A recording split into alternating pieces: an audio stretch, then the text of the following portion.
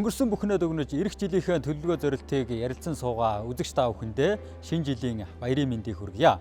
За эх орныхоо өнцөг булан бүрт болж буй онцлог үйл явдал халуун сэдвийн хүрээнд өдөрвөр мэдээ сурвалжлага бэлтгэн хүргэдэг Монголын үндэсний олон нийтийн радио телевизийн Монголын мэдээ сувгийн уран бүтээлчид улиран одож буй 2025 оны онцлог үйл явдлын тойм мэдээллийг хүргэхэд бэлэн болоод байна. За студид тоймч Алтан гэрэл, за Бэндэрья, Жамбал, за Болор, Дорж хоёр нар ажиллаж байна. За 2025 оны тухайд улс төрийн хүрээнд онцлог үйл явдал олон болж өнгөрлөө. За тухайлбал 2024 оны улсын хурлын сонгуулийн дүнгээр байгуулагдсан оюун эрдэнэ засгийн газар огцорч дараагийн засгийн газар бүрдсэн ийм он жил байлаа. За энэ хүрээнд бас тоймч Алтан гэрэл зарим мэдээллийг хүргэв. Тэгэхээр ер нь одоо энэ онд улс төрийн хүрээнд өрнсөн гол үйл явдал бол анх иргэдийн жагсаалаас одоо тавьсан шаардлагатай холбоотойгоор өрнж эхэлсэн гэж үзэж болох юм. За тухайн үед бол огцор хамархан гэсэн нэртэй жагсаалыг одоо бас тодорхой тооны иргэд хийж, за төв талбайд бас олон хоног үргэлжилсэн юм улс төрийн тэмцэл хийсэн. За иргэдийн хувьд ямар шаардлага тавьсан бэ гэхээр тухайн үед одоо ерөнхий сайд оюун эрднийг хүүгийнхээ одоо тансаг хэрэглээний талаар тайлбар өгөх, орлогоо нотлох, албан тушаалаас огцрох шаардлагыг тавьсан л да. Тэгээд жагсаал бол бараг 20 гаруй хоног үргэлжилсэн нийгмийн одоо анхаарлын төвд байсан. Ингээд улсын хурлд харцсан нам, хүн намын одоо нэр бүхий зарим гишүүдийн хувьд бас иргэдийн жагсаалыг дэмжиж, ер нь бол одоо тэмцлийг өргөнүүлэх ёстой гэдэг байр сууриа тухайн үед бас илэрхийлж мэдэгдэж байсан. За үүнээс хамаарч одоо Монгол Ардын намын баг хурлын төвшөнд бас асуудал хөндөгдөж яригдсан. За намын баг хурлаас одоо ямар шийдвэр гаргасан бэ гэхээр цаашдаа ардчилсан намын оролцоогүйгээр одоо засгийн газар байгуулах хэрэгтэй гэж үзсэн. Харин ерөнхий сайд оюун эрдэнийн хувьд өөртөө ихтгэл хүлээлгэх хүсэлтийг парламентод гаргасан. Ер нь бол парламентын хувьд одоо тухайн асуудлыг хэлэлцэж бас тодорхой шийдэлд хүрсэн. За тухайн улсын хурлын чуулганы нэгдсэн хуралдаанд Монгол улсын ерөнхийлөгч хүрэлцэх оролцож бас байр суурь илэрхийлж байсан. Ер нь бол одоо жагсаж байгаа иргэдийн шаардлагыг хүлээж авах ёстой, ард түмнийхээ эрх ашигыг одоо нэгдүгээр тавих ёстой гэдэг байр суурьнаас төрийн тэргүүр хандж байсан. За парламентын хувьд л одоо ерөнхий сайд оюун эрдэнэд итгэл үзүүлээгүй. Ингэснээр бол одоо хуулийн дагуу ерөнхий сайд огцорсон тооцогдож байгаа. Ерөнхий сайд огцорно гэдэг нь засгийн газар одоо бүрэн бүрэлдэхүүнээр ийм огцорсон үйл явдал басна л да. Чи би танаа манаар орж байгаад харамсалтай байна. Нам болгон дотроо фракцтай, фракц болгон дотроо эрх ашигтай. Годомжинд итгэл улсын хурлын танхим дотор гишүүд үзэл бодлоо илэрхийлэх бол тун эрсдэлтэй болсон. Та нар энэ ард түмээ сонсооч гэж. Өнөөдөр миний бие болон хамтарсан засгийн газар бүрээр хэрэгжүүлэх боломжгүй боллоо. Монголын улс төрийн хүрээнд өрнсөн сүүлийн 35 жилийн түүхэн үйл явцаас үзвэл хууль тогтоох байгууллага ерөнхий сайдад итгэл хүлээлгэх асуудлыг хэлэлцэн шийдвэрлсэн хоёр дахь тохиолдол болоод байна. Анх 1991 онд ерөнхий сайд Бямбсрэнд итгэл хүлээлгэх асуудлыг тухайн үеийн ардын их хурл хэлэлцэж албан тушаалд нь үлдээж байсан юм. Тэгэхээр улс төрийн хүрээнд одоо ингээд дараагийн засгийн газар байгуулагдсан тийм ээ. Энд бол одоо оюун эрдэнэ хамтарсан засгийн газар огцроод, за улс төрийн бас суудл авсан өөр бусад намтай бас хамтарч бас шинэ засгийг бүрдүүлээд байна. Энэ шинэ засгийн газрын одоо тавьж байсан гол зорилтуудын талаар бас онцолж ярив. Улсын хурл бол одоо ерөнхийлөгчийн тамгын газрын даргын алба хашиж байсан зандан шитрийг ерөнхий сайдаар томилсон. Ерөнхий сайд томилогдох үед хэд хэдэн асуудлыг бас хөндөж байр суурь илэрхийлж байсан.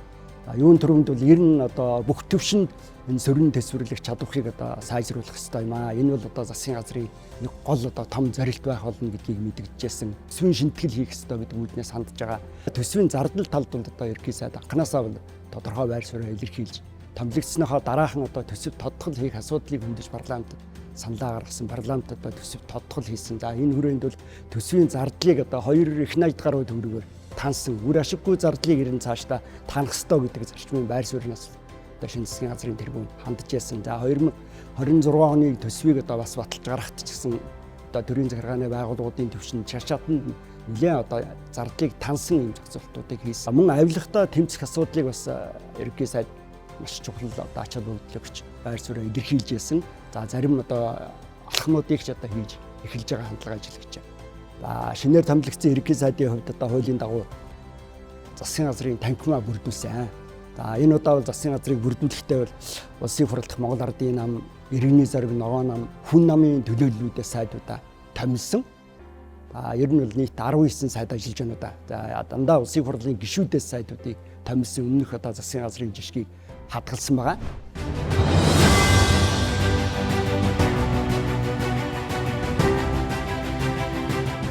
Өөрийн ажилдаа авах гэхийн ухаанаар хандаж, ажилдаа тусгаж ажиллахыг тариас хүсэж байна.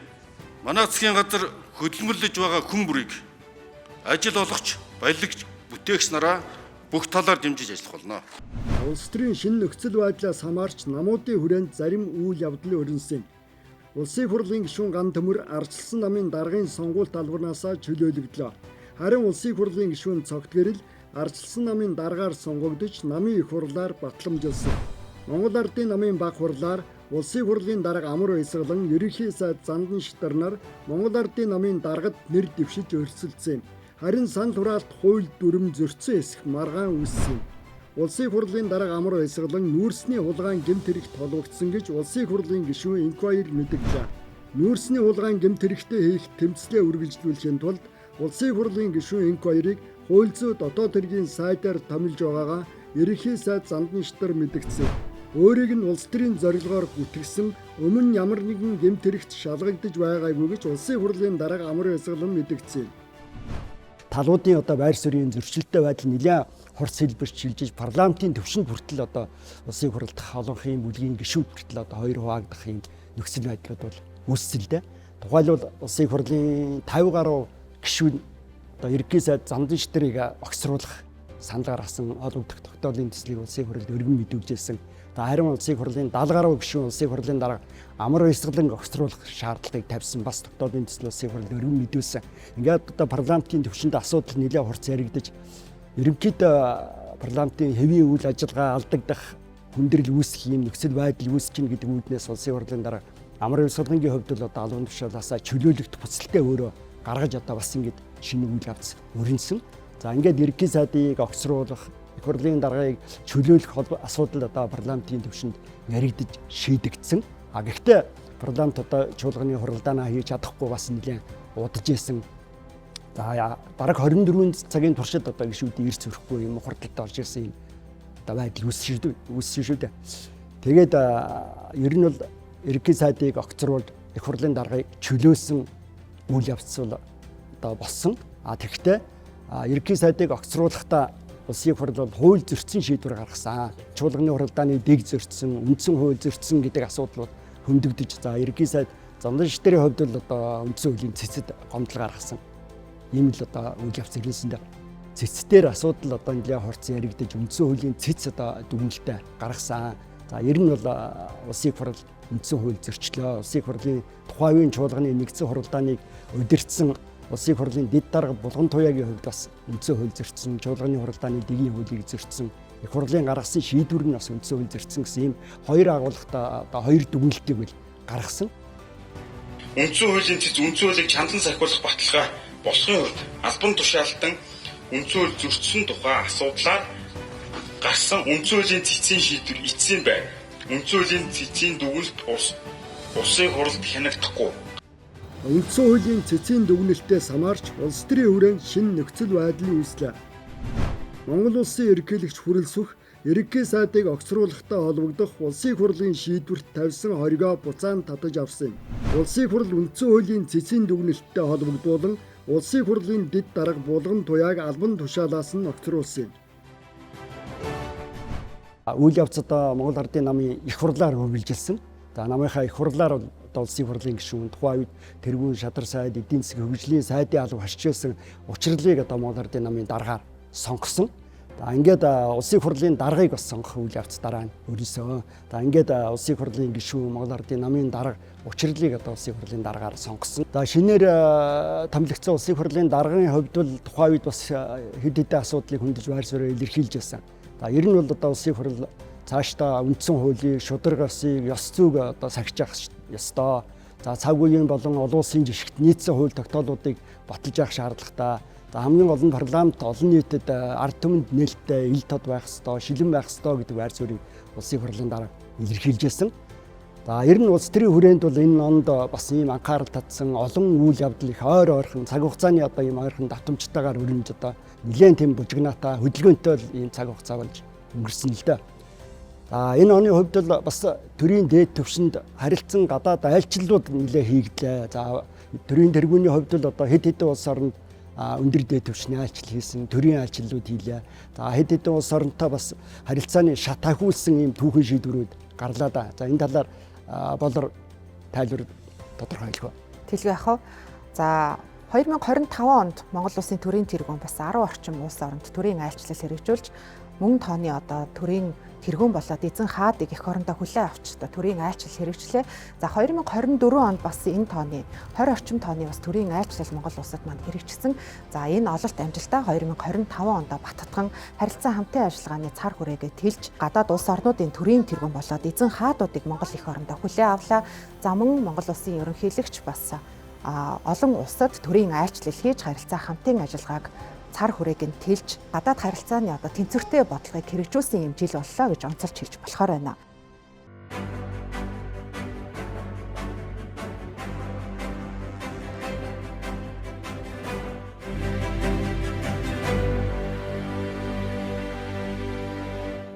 Энэ жил нэгдсэн үндэсний байгууллага гүйсэн байгуулагдсан 80 жилийн ой тохиосон. За Монгол улсын төрийн тэргүүн нэгдсэн үндэсний байгууллагын 80 жилийн одоо ойн ерөнхий санал шүүмжлэлд оролцож улс орныхоо байр суурийг одоо нэгдсэн үндэсний байгууллагын эндэр дээрээс хүргэсэн. Монгол улс нэгдсэн үндэсний байгууллагын дүрм олон улсын эрх зүйн хэм хэмжээний зарчмуудыг дээдлэн хэрэгжүүлж нэгдсэн үндэсний байгууллага төвтэй олон талт тогтолцоог хөгжүүлэх үйлсэд хувь нэмрээ оруулж нэгдсэн үндэсний байгууллагын шинжилэл тэр дундаа нэгдсэн үндэсний байгууллагын аюулгүйн зөвлөлийг өнөөгийн бодит байдалд нийцүүлж тэгш шударга төлөөлөлтөй, хүртээмжтэй, ил тод, үр дүнтэй, ардчлан хариуцлагатай тогтолцоо болгон шинжилгээний төлөө байр сууриа дахин нотлон илэрхийлж байна. Монгол улсын санаачилсан дэлхийн адууны өдрийг 7 дугаар сарын 11-ний өдөр болгон тэмдэглэж байх юм тогтоолыг нэгдсэн үндэсний байгууллагын ерөнхий ассамблегаар энэ жил шийдвэрлэн одоо тогтсон байгаа юм а. За энэ нь бас нүүдлийн мал аж ахуйг цаашдаа хамгаалах, хөгжүүлэх, за адууны соёлыг бас дэлхийд дахинд таниулах, сурталчлах гэдэг олон ач холбогдолтой юм үйл явдал болсон юм а. За үүнээс гадна бас төрийн айлчлал хэрэгжүүлсэн улс орнуудтай одоо харилцааны түвшин шат ахиулах үйл явдлууд бол дор дорноо өрнөлөөд ялангуяа Итали улстай бол харилцааны түвшнийг 2 шатаар ахиулан стратегийн түншлэлийн хэмжээнд хүргэсэн. Ингэснээр тухайн улс оронтой бүхий л салбарт эдийн засаг нийгмийн бүхий л салбарт харилцаа хамтын ажиллагааг идэвхжүүлэх юм эрх зүйн үндэс суурийг тавьж өгч байгаа юм а. Турк, Итали улстай стратегийн түншлэл, Чех, Польш, Узбекистан, Кыргызстантай иж бүрэн түншлэл тогтоолоо. Төв Азийн орнуудтай харилцаагаа идэвхжүүлж байгаа нь гадаад бодлогын тэнцвэрийг хадгалах, үйл ажиллагааныхаа орон зайг тэлэх, бүс нутагтай идэвхтэй байх зорилгоос үүдэлтэй. Түүнчлэн Австралийн амбан захирагч 30 гаруй жилийн дараа Монгол улсад айлчлалаа. Мөн оны сүүлээр Монгол улсын ерөнхийлөгч Итали улсад төрийн айлчлал хийж, цаашид стратегийн түншүүдийн хуваар харилцахаар боллоо.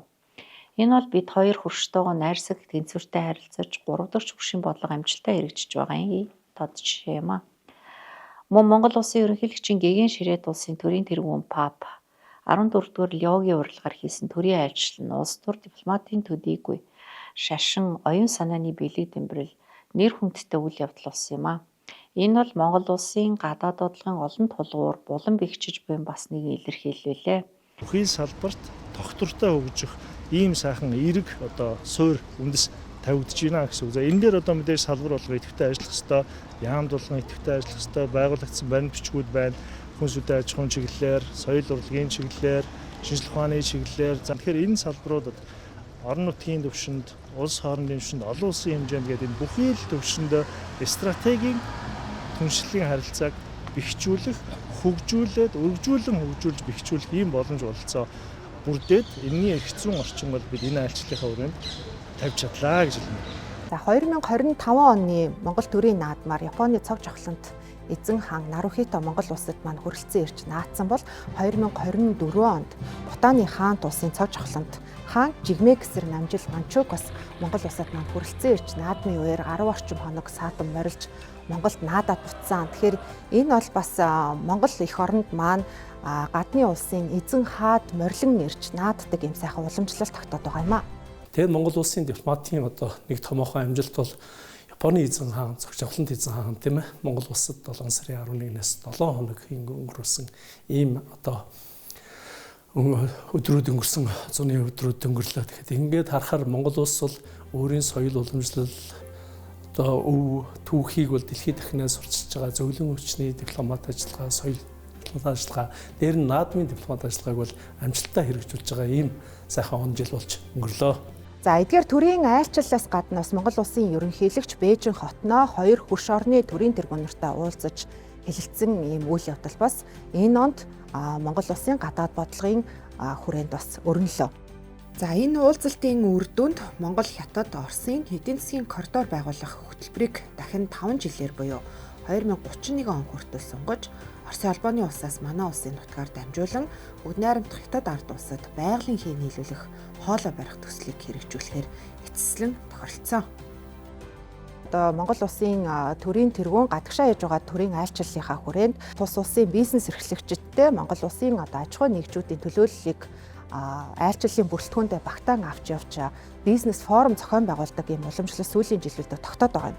За энэ нь одоо тухайн 2 орны эдийн засгийн хамтын ажиллагааг гүнзгийрүүлэхэд ихээхэн чухал ач холбогдолтой юм үйл ажиллагаа болж байгаа юм.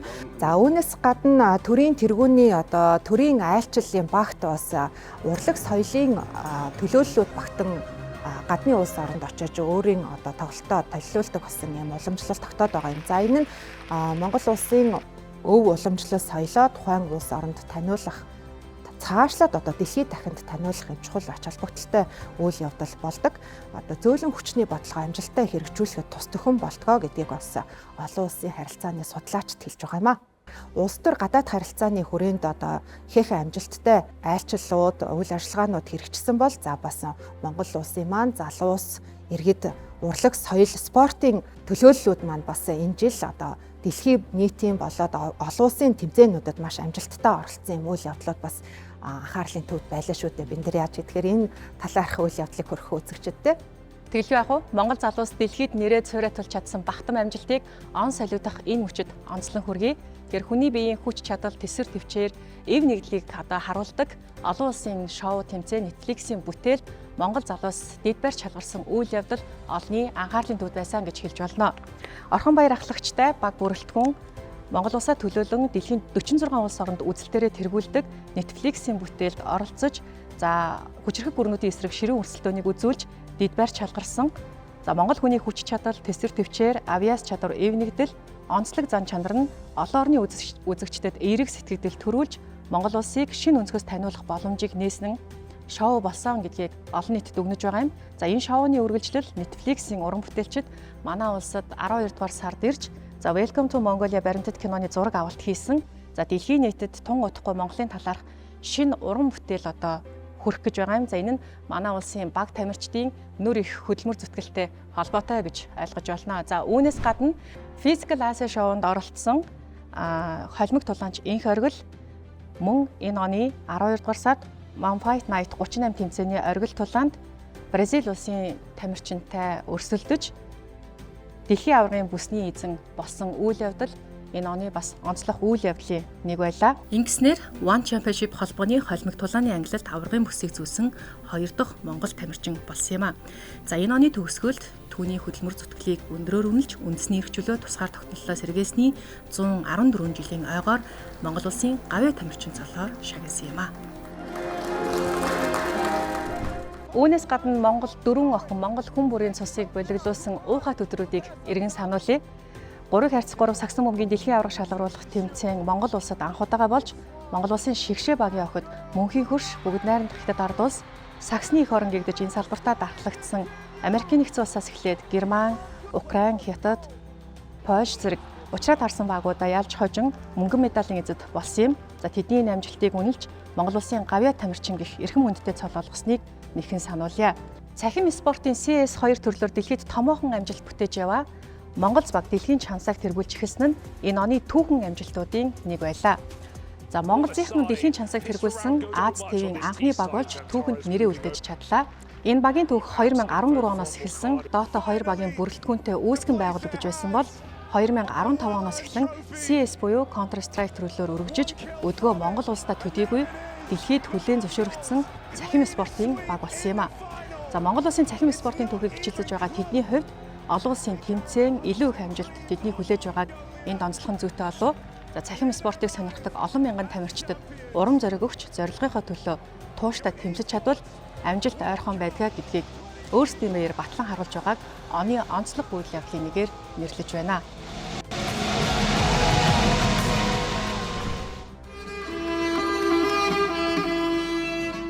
Цахим спортод амжилт гаргасан баг тамирчдаас гадна за урлагийн салбар залуу дуучин Мишель Silky Star Show-нд Монгол улсаа төлөөлж оролцсон тэргүүн байр эзэлсэн үйл явдал оны онцлог үйл явдлын нэг байлаа.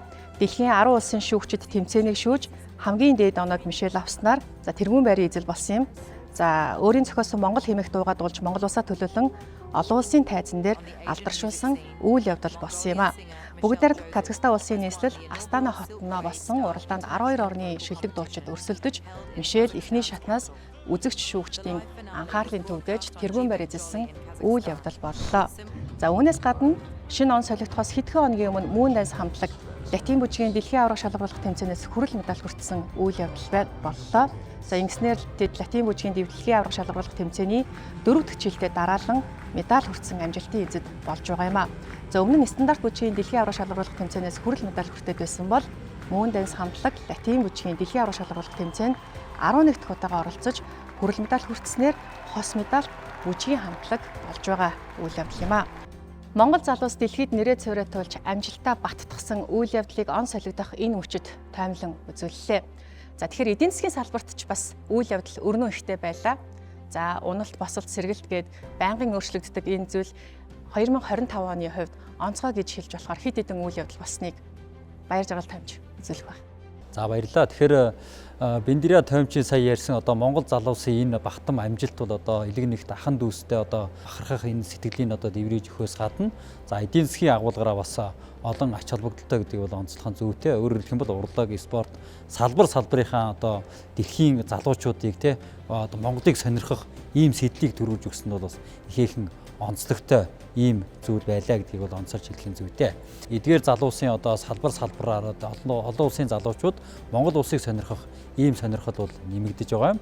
Энэ мэдчлэн одоо аялал жуулчлал дээр ч гэсэн одоо өсөлт тавьчрах ийм онцлог үйл явдлууд бол өрнөлөө. За харин манай улсын эдийн засаг бол одоо нэг салбараас хит хамааралтай ийм онцлогтой эдийн засаг байдаг. За тодруулах юм бол одоо эрдэс бүтээгдэхүүний үн ханш олон улсын зах зээл дээр хэрхэн яаж хөдөлж байна. За нөгөө талдаа экспортын бие хэмжээ хэрхэн гарч байна вэ гэдгээс хамаарч одоо макро эдийн засгийн тоонууд бол өөрчлөгдөж байдаг. За тэр дундаа бас хоёр бүтээгдэхүүнийг бол бид нэр онцлон авч үзэх нь зүйтэй. За тухайлах юм бол одоо нүүрсний экспорт энэ оны тухайд бол нийт одоо 90 сая тонныг бол экспортлох энэ зорилтыг тавьсан. За харин оны эхний хагаст нүүрсний үн ханш одоо олон улсын зах зээл дээр 50-60% буурсан нь одоо Монголын эдийн засагт бол ихээхэн хүн цохилтыг бол авчирсан гэдгийг бол онцлох нь зүйтэй. За тодруулах юм бол оны эхэнд 1 тонн нүүрсний үн олон улсын зах зээл дээр $124 байсан бол за энэ оны энэ үн одоо 5-6 дугаар сар хүртэл бол урууцсаар одоо $90 болж ингэж урууцсан. За харин оны 2 дугаар хагаст бол үн харьцангуй сэргэж ирсэн ийм үйл явдал байлаа. За нөгөө талдаа бас зэсийн баяжмлын үн ханш олон улсын зах зээл дээр бол харьцангуй өндөр байсан. За энэ нь бол одоо экспортын бие хэмжээ ч ихсэн өсгөд тодорхой хэмжээний нөлөөг бол үзүүлээд байна. За тодруулах юм бол оны эхний 11 сарын байдлаараа зэсийн баяжмлын экспорт 2 сая тонн гарсан. За энэ нь одоо түүхэндээ энэ үзүүлэлттэй гэж ингэж хэлж байна. Өөрөөр хэлбэл өнгөрсөн оныхоос 30% өссөн ийм дүнтэй байна. За харин үнийн тухайд ч гэсэн одоо 80-90% өссөн энэ үйл явдал нь одоо Монголын эдийн засагт бол эерэг нөлөөг үзүүлсэн гэдгийг бол онцлох нь зүйтэй. За нийт экспорт хэмжээ 13.7 тэрбум доллар төрж за өмнөх оны өмнөөс 5.9% бол буурсан бүсэтгэлтэй байна. Харин импорт 10.2 тэрбум доллар төрж за өмнөх оны өмнөөс 3.6% бол буурсан бүсэтгэлтэй байна. За энэ оны эхний 11 сарын байдлаар гадаад худалдааны тэнцэл 3.5 тэрбум долларын бол ашигтай гарсан байна. За экспортын бууралтад нүүрсний экспорт 3.1 тэрбум $1 буюу 38.1% бол буурсан нөлөөлсөн байгаа. За 2025 оны тухайд бас нэг онцлог үйл явдал бол гашуун сухад ганц модоо төмөр замын хил олуулалтын төмөр замын бүтээн байгуулалтын ажлыг эхлүүлсэн энэ үйл явдал байлаа. За энэ хүү бүтээн байгуулалтын ажлыг бол 2 жилийн хугацаанд буюу 22 сарын хугацаанд хийж гүйцэтгэхээр бас талууд тохиролцоод байна. Энэхүү одоо төмөр замын бүтээн байгуулалт дууссанаар Монгол улс бүгд найрамдах хятадаар тулстай 2 дахь бомбтор одоо энэ төмөр замаар холбох ийм үйл явдал болно. За нөгөө талдаа нүүрсний экспорт одоо хамгийн багадаа 30 сая тонноор нэмэгдэх ийм боломж нөхцөл бүрднэ гэдгийг үл хэлж байгаа. Нүүрс тээврийн төмөр зам одоо ингэж хил холболтын төмөр зам ашиглалтанд орсноороо за нүүрсний тээвэрлэлт тусаа саадгүй явах, за өртөг буурах гэд олон эерэг зүйлүүд бий болох хүлээлттэй байгаа юм аа. Монгол улсын гадаад валютын нөөц санхудаага 6 тэрбум доллар төрсэн үйл явдал онцлог үйл явдлын нэг байлаа. За тэлгүй яг уу одоо гадаад валютын албан нөөц гэдэг бол одоо тухайн улсын эдийн засгийн хувьд бол олон ач холбогдолтой анхаарах зүйл нь байдаг. За өөрөөр хэлэх юм бол манай улсын хувьд бол одоо энэ 2025 оны тухайд бол 6 тэрбум доллар төрсөн нь одоо импортын хэрэгцээний 5.6 сарын хэрэглээг хангах хэмжээний ийм нөөцийг бол бүрдүүлж чадлаа. За үүнд бол одоо оны 2 дугаар хагас буюу ялангуяа одоо 8 сараас хойш нүүрсний экспорт сэргэлсэн нь одоо энэ гадаад валютын албан нөөц нэмэгдэхэд бол одоо тодорхой хэмжээнд нөлөө үзүүллээ гэдгийг бол онцлох нь зүйтэй.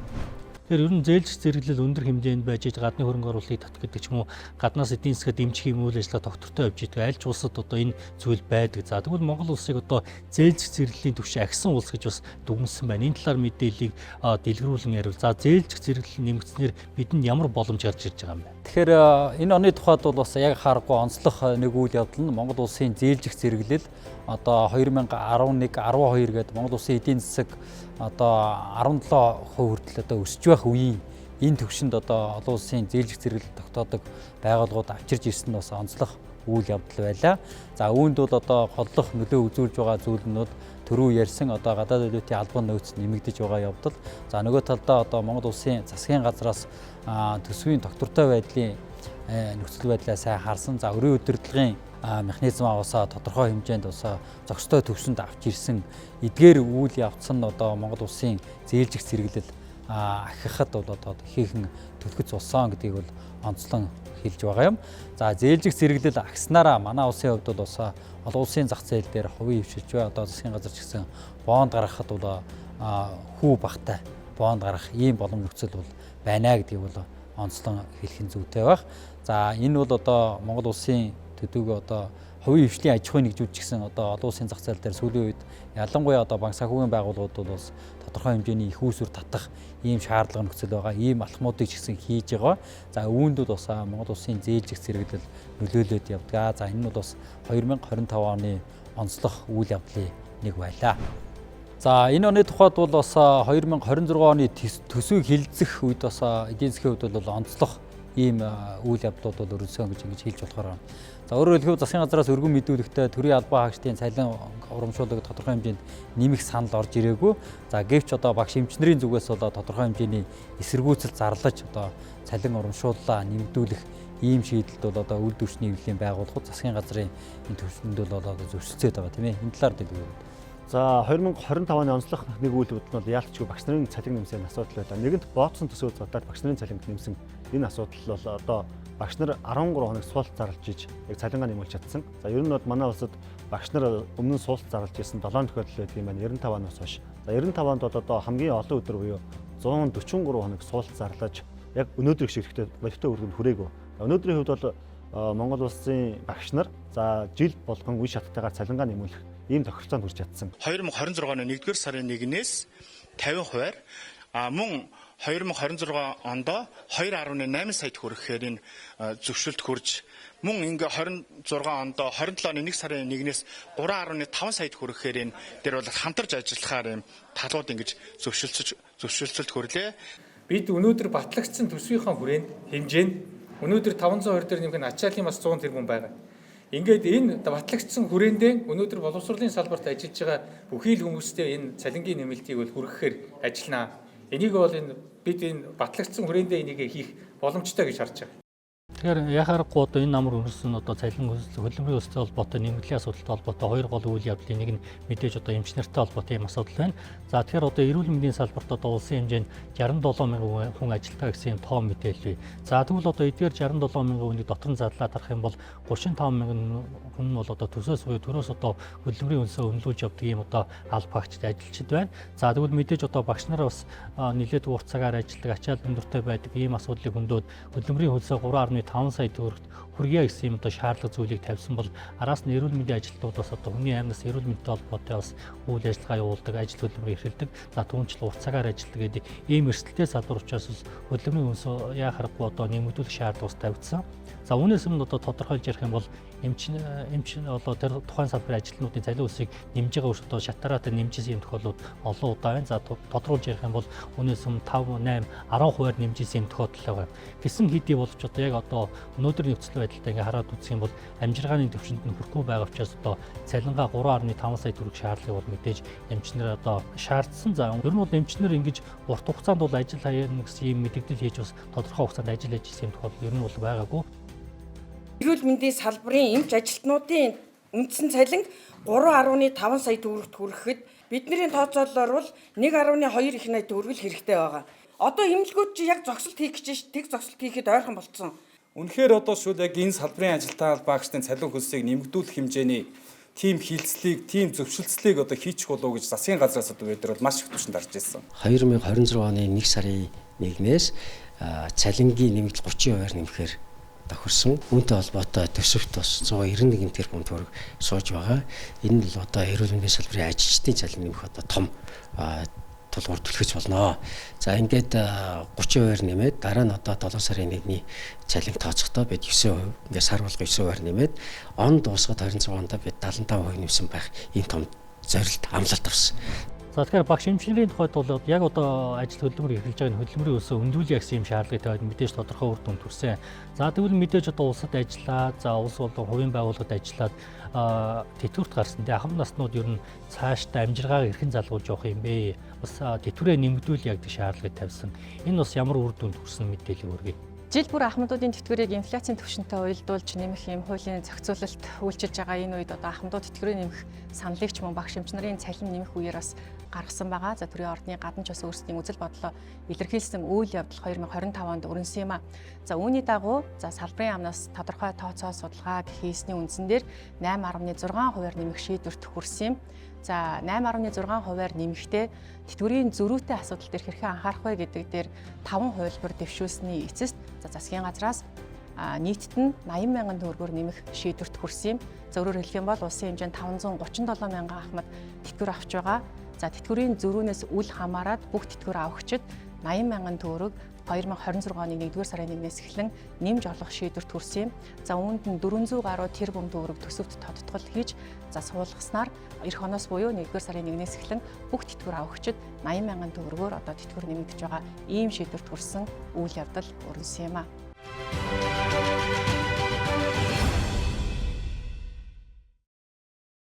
За оны онцлогтой дараагийн хэсэгтээ одоо зарим агаарын бохирдолтой холбоотой мэдээлэл өргөн. Тэгэхээр одоо нийт хүн амд хамаарж байгаа нэг хүчин зүйл нь бол одоо нийслэлчүүдийг ялангуяа хамаарч байгаа хүчин зүйл нь бол агаарын бохирдол байдаг. Оны онцлогтой амд багтаах асуудлыг нь бол агаарын бохирдол болж хувирсан. Тэгэхээр одоо энэ жилийн тухайд ямар шийдвэр гарсан, тэр нь одоо ямар хэрэгжилтэй байгаа мэдээлэл өргөе. Энэ жилийн тухайд бол одоо хагас коксны түвшийг хэрэглээ нэвтрүүлж эхэлсэн. За иргэдийн тухайд энэ дээр олон талын байр суурьтай байгаа. За тухайд ярих юм бол одоо юу гэдгийг дулаан маш багатай байна. За түүнээс гадна илчлэг муутай байна гэдэг ч юм уу ийм олон зүйлийг одоо хэлж байгаа. За тэгвэл одоо хагас коксны түвшийн тухайд мэдээж үүнээс өмнө олон улсын түвшинд хэрэгжилжсэн. За тухайлбал одоо урд түвш Бээжинд одоо ашиглаад агаарын бохирдлоо тэмцэхэд маш их үр дүнг авчиж исэн учраас одоо яг тэр технологиг Монгол улсад шингээгээд өөрийнхөө орны уур амьсгал зохицуулаад ингээд ашиглаж байгаа гэсэн мэдээлэл өгч байгаа юм. За тэгэхээр одоо хагас коксны түвшийг хэрэглэж байгаа иргэдийн тухайд бол зарим талын иргэдийн хэлж байгаагаар бол мэдээж одоо эхний төлжийг хэлж яхад нөхцөлд бол одоо галлагаа сайн сураагүй байсан учраас асуудалтай байсан. Харин одоо галлагаандаа дадаад эхлэхээр мэдээж утаа маш ихээр буурж байна. Агаарын бохирдол нэлээд өвчин зүйл үзүүлж байна гэсэн юм зүйлийг тайлбарлаж байгаамаа. Юу нь л илт мч айгуу сайн бариад байгаа гайгүй юм. Шаталт мөтөлтний нэр нь. Айгуу удаан бариад байгаа ш цаг мөгөө. Тартуу баг. Тэр өмс их гэдэг нь худлаа яг өмсний дараа нэг тийм ийм цул ийм юм үлдээд байх юм билээ. Тэгэхээр ер нь бол агаар эмх хөрлөгийг ганцхан гэр хорооллын айл өрхөдтэй холбоотой ойлгоод яваад байж болохгүй. За мэдээж гэр хорооллын айл өрхөдөөс гадна одоо автомашины яндангаас ялгарч байгаа агаар эмх хөрлөл маш их өндөр хэмжээнд байна гэж ярьж байгаа. За энийг тодруулж ярих юм бол 6 автомашин ингээ хөдөлгөөнд оролцоо гэдэг ч юм уу. За өвлийн улирал ингээд халаагаа зогсож байгаа энэ нөхцөлд нэг айл яг ингээд 100-ндаа галгаа хийж байхдаа тэнцэх хэмжээний юм агаар эмх хөрлөл үүсчихэд юм байна. Тийм учраас одоо бас агаар эмх хөрлөлийг ганцхан гэр хорооллууд чиглүүлж айл өрхийн түвшнээс гадна бас энэ автомашины утаажилтын стандартыг бас мөрдөх шаардлагатай гэсэн ийм хүчин зүйлийг ярьж байгаа юм.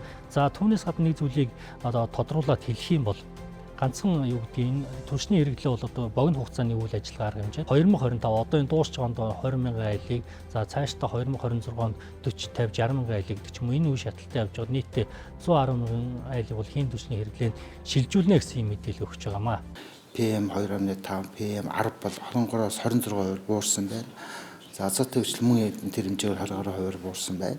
За хөвхөр гэвэл харин 53% буурсан гэдэг ийм үзүүлэлтүүд гарлаа. Нэг цуваа болгоноосоо 20 дээжийг одоо хоёр улсын гайлын итгэмжлэгдсэн лабораториуд, олон улсын итгэмжлэгдсэн лабораториудаар одоо ингээд бас чанараа хянуулаад стандартыг бариулаад ажиллаж байгаа. За энд хамгийн наацах нь гэхэд бол бид NOx гэж ярьдаг, SOx гэж ярьдаг тийм ээ. Энэ хэмжилтүүд бол харьцангуй нэлээд хэдэн хувиар үеэр одоо дахин буурсан байх юм. Дараагийн мэдээллийн үзэгч та бүхэнд яг энэ одоо багцлаа той мэдээлэл өргөе. Тэгэхээр 10 сараас ирсэн нэг хүчин зүйл нь бол агаарын бохирдлоос гадна мэдээж шатхууны хомсдлын асуудал байлаа.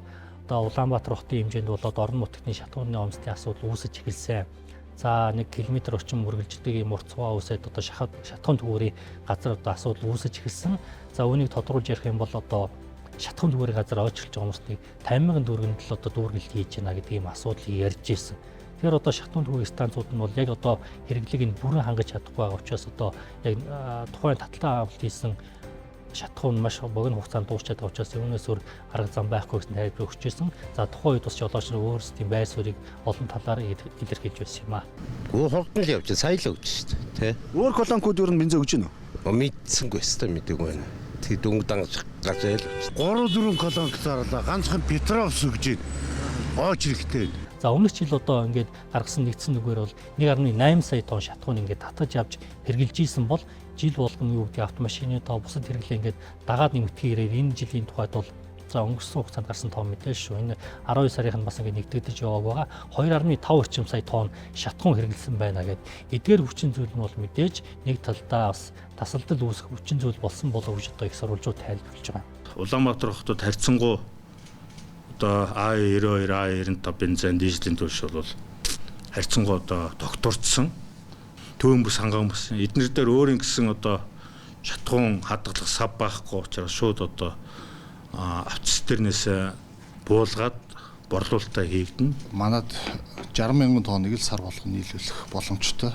За илүү бид нар чинь нэг 80,000 тонн бүтээгдэхүүний хэрэглээтэй болчиход байгаа. Илүү гарч байгаа 20,000 тонныг бол Евротон стандартын 92 автын загварлаж авч нийлүүлэхэд нь за аль аль нь л зэрэгцээд орж ирж байгаа. Бид нар хэрэглэгчдэд сонголтыг бий болгох зорилготой. Газрын тос боловсрол үйлдвэр маань бол үйлдвэрийн ажлыг 4 үе шаттай EPC 1, EPC 2, EPC 3, 4 гэсэн үе шаттай хэрэгжүүлж байгаа. Төлөвлөгөөний дагуу ажил маань явагдаж байна.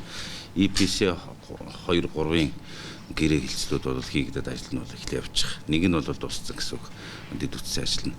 Тэгэхээр энэ төлөвлөгөөний дагуу ажил маань явж байгаа учраас 27 оны сүүл ихэд бол ашиглалтанд ороход энэ төлөвлөгөөний ашиглалтанд орно.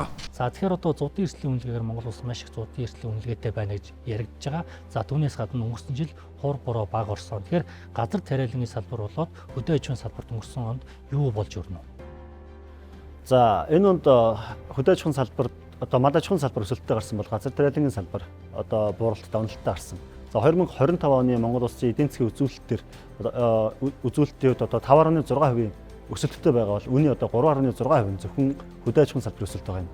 За тухайлах юм бол хөдөө аж ахуйн салбар дээр өсөлт гарсан гол шалтгаануудыг дүгнж үзэх юм бол яг салбарынхны ярьж байгаа атрын төвдгөр энэ хүнсний хувьсгал цагаан алт зэрэг одоо энэ хөдөө аж ахуйн болон газар тариалан жижиг дунд үйлдвэрлэлийн салбаруудыг дэмжсэн энэ бодлогод хэрэгжсэний үр дүнд хөдөө аж ахуйн салбар энэ хэмжээний өсөлттэй гарлаа гэдэг зүйлийг бол салбарынхаа онцолж байна. За тэр дундаа махны экспорт нэмэгдсэн одоо энэ салбарын бас нэг голлох үзүүлэлт боллоо гэж дүгнж байгаамаа.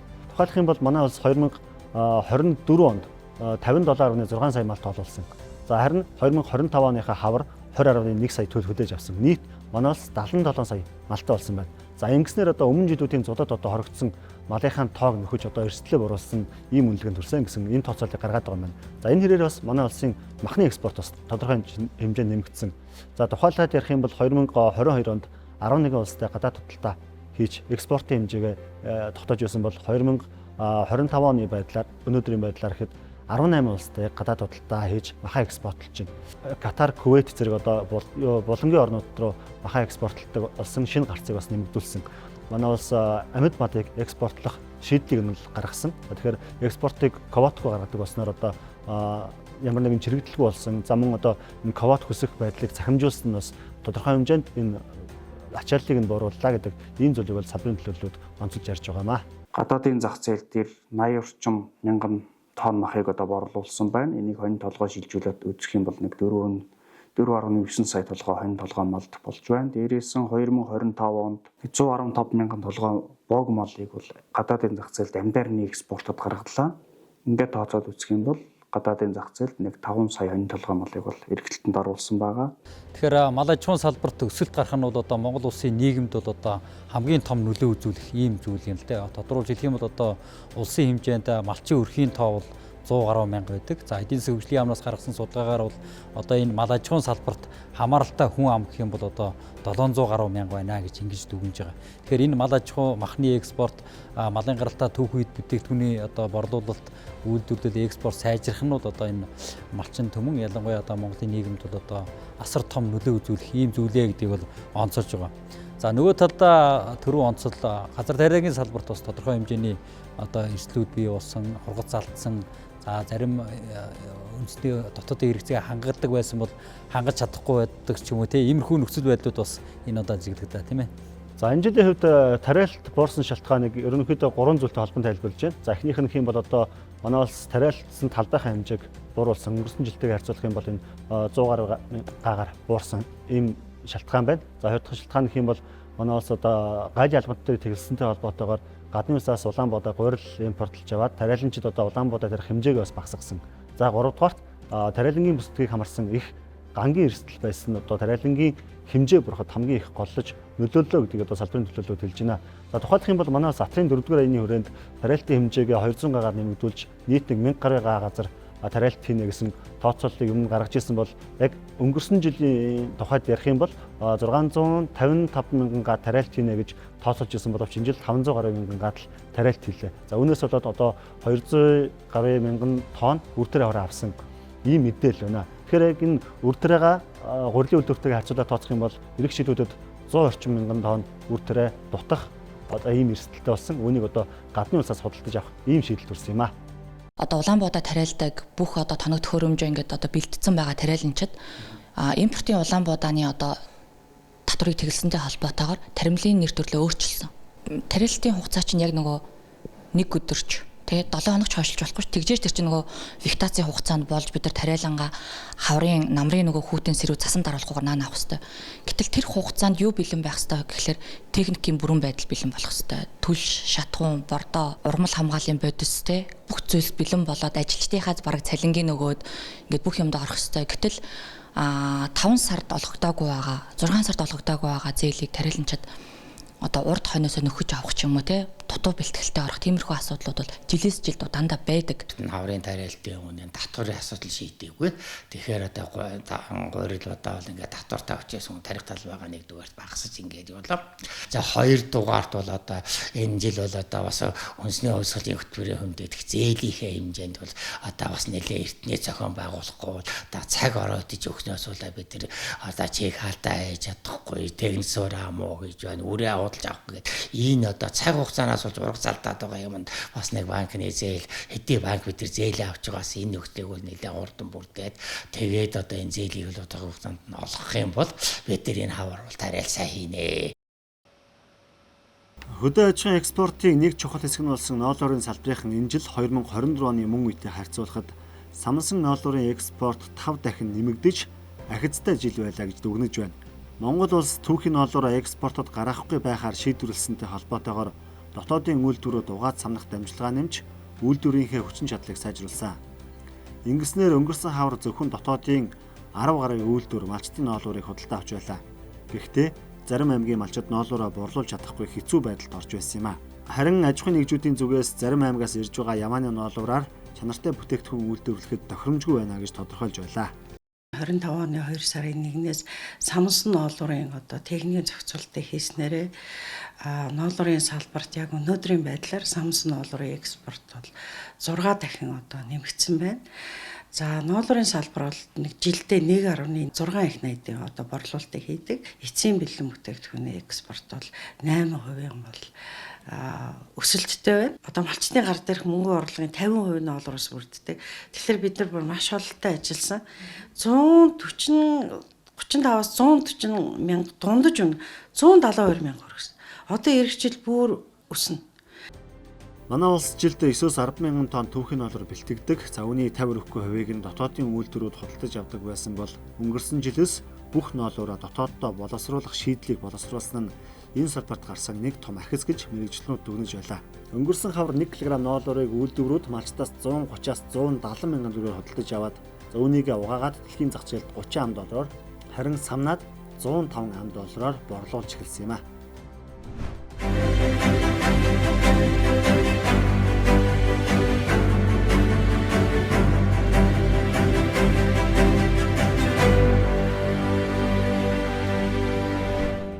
Тэгэхээр энэ он дээр нь уул уурхаан томоохон ордууд тойрсыг олон үйл явдал өрнөсөн. За ялангуяа парламентын түвшинд бол хэд хэдэн асуудлаар сэнэлтийн сонсголууд боллоо. За тухайлбал хамгийн сүүлд оюу толгойн ордтой холбоотой асуудал яригдж байна. Ер нь ашиглалтанд нь Монгол улсын оролцоог яаж цаашдаа нэмэгдүүлэх, өрөөгөөж яаж нэмэгдүүлэх гэдэг асуудлыг анхаарал татж байна. Ялангуяа Онтарио компани эзэмшдэг талбайд Монголын талын ямар ч эрх мэдэл оролцоо байхгүй өнөө хүрсэн 20 гаруй жил болсон. Ер нь цаашдаа Монголын төрийн оролцоог нэмэгдүүлэх гэдэг асуудлыг хөндөж байна да. За энэ талаар Вендрия тайлбар үйлчлүүлээ. За энэ оны хамгийн онцлог отхон үйл явдлаар 12 дугаар сар зохион байгуулагдсан оюу толгойн хяналтын сонсгол олонний анхаарлын төвд байлаа. За өөрөөр хэлбэл оюу толгойн гэрээний алдаа оноог олон нийтэд мэдээлсэн сонсгол боллоо гэдгийг бол хөндлөнгийн шинжээчид тайлбарлаж байлаа. За энэ удаагийн оюу толгой бүлэг ордын ашиглалтанд Монгол улсын эрх ашигыг хангуулах хүртэх өгөөжийг нэмэгдүүлэхтэй холбоотой за баримтчиг үйл ажиллагаанд хяналт шалгалт хийх үүрэг бүхий хянан шалгах төр хорооноос 3 өдрийн турш үргэлжилсэн сонсголд бүх цаг үеийн ерөнхийлөгч, улсын хурлын дарга, ерөнхий сайд нар тэргүүтээ 300 хүнийг гэрчээр дуудсан. За сонсголд оролцсон гэрчүүдийн эрс 3 өдрийн дунджаар 70% байсан нь за өмнөх бусад сонсголттой харьцуулахад хамгийн өндөр эрсдэлтэй сонсгол болсон юм а. Байгалийн баялаг 100% Монгол Улсын засгийн газрын мэдэлд байна. Төслийн санхүүжилт 100% гаднаас орж иж байна. Компани эзэмшлийн хувьд бол 66 хөрөнгө оруулагчдаа 34 нь Монголын тал. Ашигын хуваарлтын хувьд бол 53% нь Монголын тал, 47% нь хөрөнгө оруулагчдын талд байна. Тийм учраас санхүүжилт 100% гаднаас ашигын 53% Монголын оногдож байгаа. Бизнес ашигтай нөхцөл Монголын тал ашигтай 53% ашиг авна. Бизнес эрсдэлтэй нөхцөл буюу орлого зарлага тэнцүү нөхцөл Монголын талд ашиг авна. Бизнес алдагдaltaй үуч Монголын талд дотороор ашиг авна. Оюу толгой үйлдвэрлэл явж байгаа үед бол төсөвт хамгийн бага нь 7% нөлөөлөлтөө, хамгийн дээд нь 70% нөлөөлөлт. Төсвийн 70% гэдэг чинь юу хэлж байна?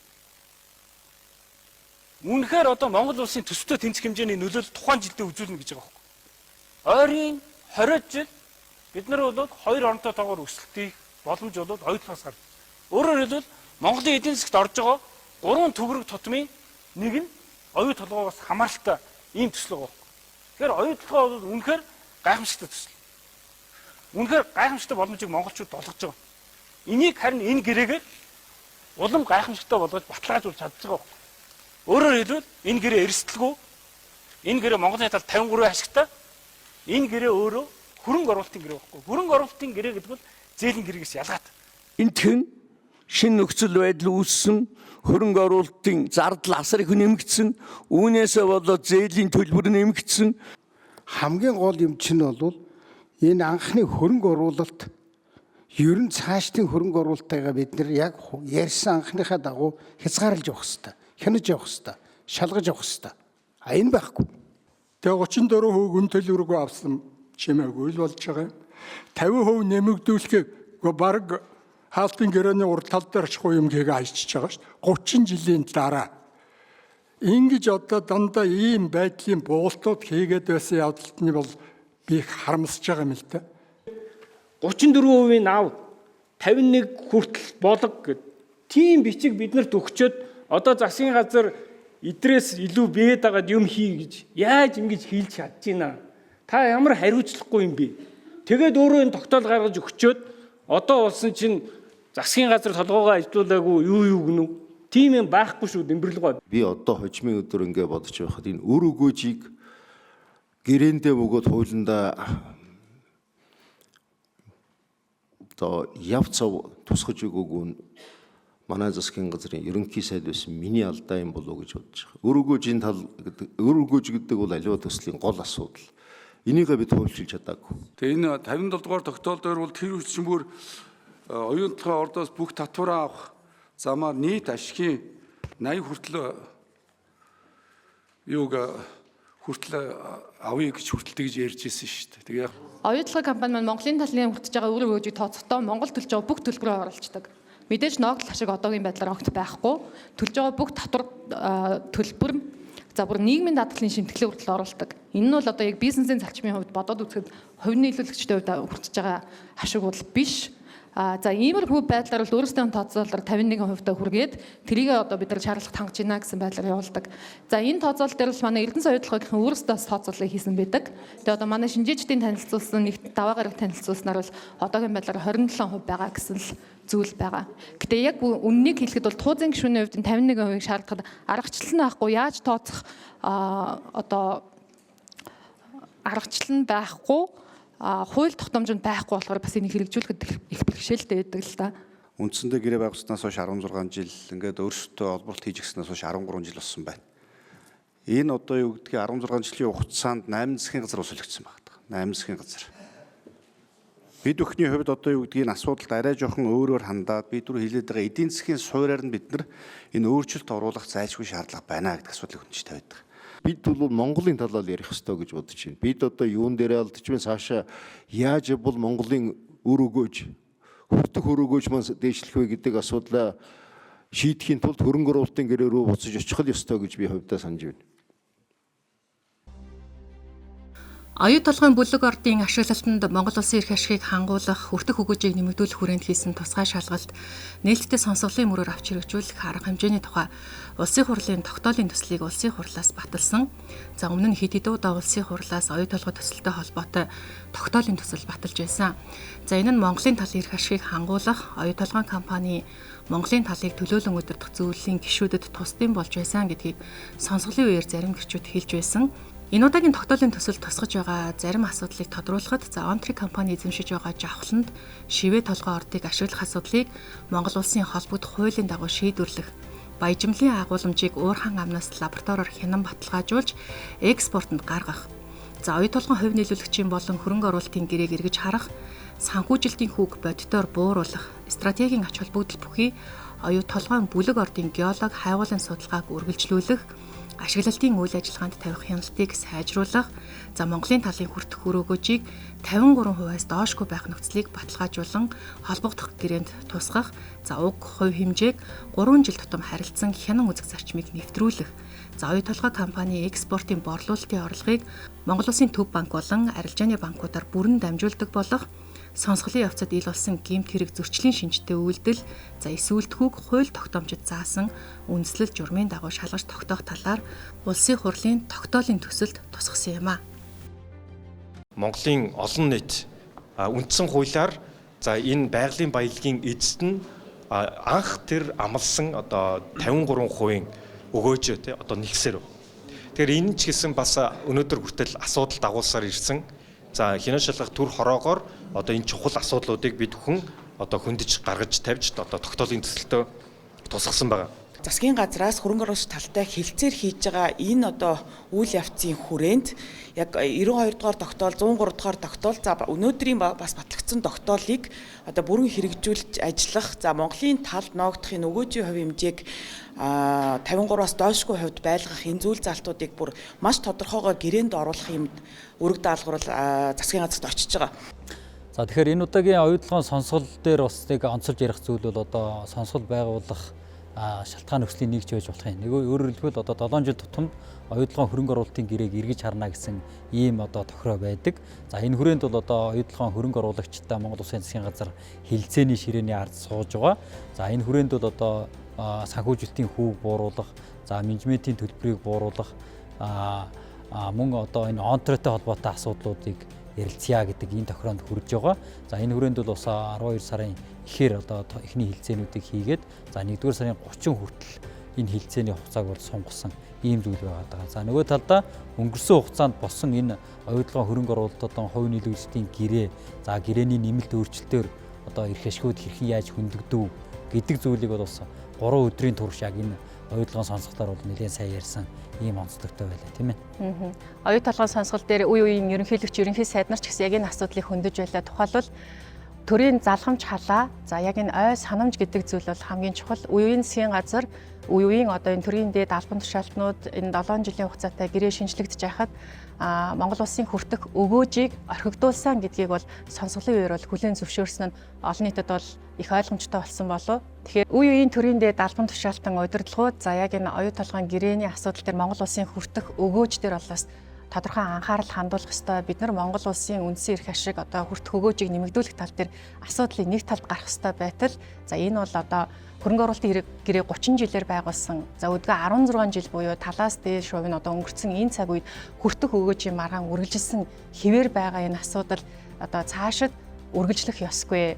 За яг одоо гэрээ үзүүлж байгаа энэ мөчид энэ асуудлыг нэг талд нь гаргаж дараагийн одоо гэрээн дээр Монгол Улсын хүртэх өгөөжийг нэмэгдүүлэх тал дээр нэгдсэн байр суурьтай байх ёстой гэдэг асуудлыг ч мөн сонсголын үеэр хөндөж байсан нь олон нийтэд илүү ойлгомжтой болсон болов уу гэж бодож байна. Халзан бүрэгтэй орд газрын ашиглалт, байгаль орчинд үзүүлэх сөрөг нөлөөллийн хяналтын сонсгол болж өнгөрлөө. За 1987 онд халзан бүрэгтэй газрын ховор хүдэржилт байна гэж тогтоосон. За нөөцөд үндэслэн техник эдийн засгийн үндэслэл боловсруулахдаа ашиглалтын хүчин чадлыг бол 5 сая, ашиглалтын хугацааг 39 жил, за ашиглалтын технологи нь ил урхаа гэсэн дүгнэлт гарч байсан. Халзан бүрэгтэй ордтой холбоотой одоо баримтыг тодорхой яамд хөндлөнгийн байгууллагын шинжилгээ судалгаа хийдэг ч гэсэн өнөөдрийн байдлаар эцэслэн тогтоогдоогүй учраас энэ хяналтын сонсголоор зарим тодорхойгүй асуудлыг тодорхой болгох үүднээс нутгийн иргэд болон за эзэмшигч аж ахуйн нэгжүүдийн төлөөлөл хяналтын сонсголд оролцсноор асуудал өрнөсөн юм а. Халзан бүрэгтэй ордыг тойрсон ашиглалт хайгуул нөөцийг тодорхой болгох, за сөрөг нөлөөллийг мөн хөндлөнгийн байгууллагаар одоо судлах, шинжлэх одоо ийм шийдвэр хүрснээр сонсгол өндөрлсөн юм. За энэхүү одоо Монгол Улсын одоо хамгийн том одоогор илрээд байгаа орд болох оюутлогын ордтой холбоотой асуудлыг одоо улсын их хурлын түвшинд ярьсан нь бол одоо нийгэмд одоо өнгөрсөн хугацаанд юу болсон бэ гэдгийг бас маш тодорхой мэдээллүүдийг бол өгөө явсан. Тэгэхээр ер нь одоо 2025 он бол улс төр эдийн засаг нийгмийн хүрээнд анхаарал татсан олон үйл явдлыг өрнсөн одоо цаг хугацаа болж өнгөрч байна л да. За үзэгч та бүхэнд Монголын үндэсний олон нийтийн телевизийн Монголын мэдээ сувгийн сэтгүүлчдийн баг 2025 онд өрнсөн үйл явдлын онцлог үйл явдлуудын тоомыг хүргэлээ. За та бүхэн 2026 онд ажил үйлсэн өдрөх амьдрал нь аз жаргалаар дүүрэн байхыг хүсэн ерөөё. Үзэгч та бүхэнд баярлалаа.